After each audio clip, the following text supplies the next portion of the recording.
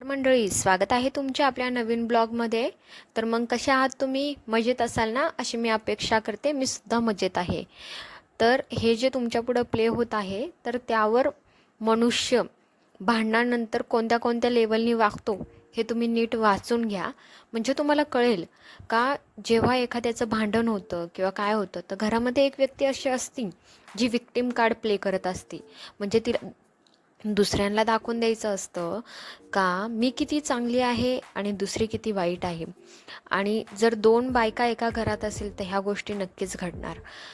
दुसरी कितीही चांगलं करू दे, दुसऱ्या बाईनी, नवीन आलेल्या व्यक्तीनी कितीही घरामध्ये चांगलं वागू दे, किती गोष्टी 100% करू दे, पण त्यामध्ये एखादी चूक तर काढणारच.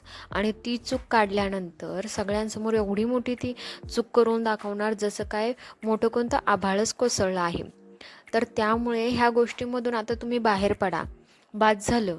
तुम्हाला जर कोणी वाईट बोलत असेल तर इग्नोर करा. तुम्ही मनाला लावून घेऊ नका, मानसिक त्रास करून घेऊ नका. आयुष्यात बऱ्याचशा अशा गोष्टी आहे ज्या आपण आपल्या समाधानासाठी करू शकतो, मानसिक कंडिशन आपली चांगली ठेवण्यासाठी करू शकतो. त्यामुळे असे विक्टिम कार्ड खेळणारी लोक आधी तुम्ही समजून घ्या.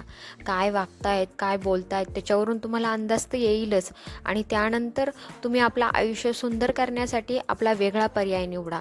ज्या काही गोष्टीमध्ये तुम्ही करिअर केलेलं आहे किंवा करत आहात त्या सर्व गोष्टी तुम्ही करण्याचा प्रयत्न करा.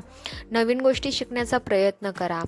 आणि सर्व जुन्या गोष्टी झाल्या आहेत त्या उगाळून स्वतःला टेन्शन करून घेण्यापेक्षा आणि स्वतःची मानसिक कंडिशन हलवण्यापेक्षा तुम्ही तुमच्या करिअरमध्ये पुढची वाटचाल चॉईस करा.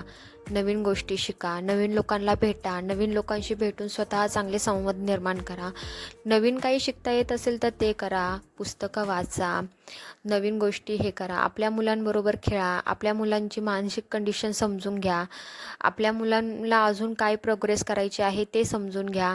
त्यांच्यामध्ये त्या पद्धतीने तुम्ही इम्प्रोव्हेशन करा, स्वतःमध्ये करा, स्वतःची लाईफस्टाईल खूप छान करा. बाय द वे, हा ड्रेस मी शिवला आहे. तुम्हाला आजचा व्लॉग कसा वाटला सबस्क्राईब करा. Okay, thank you.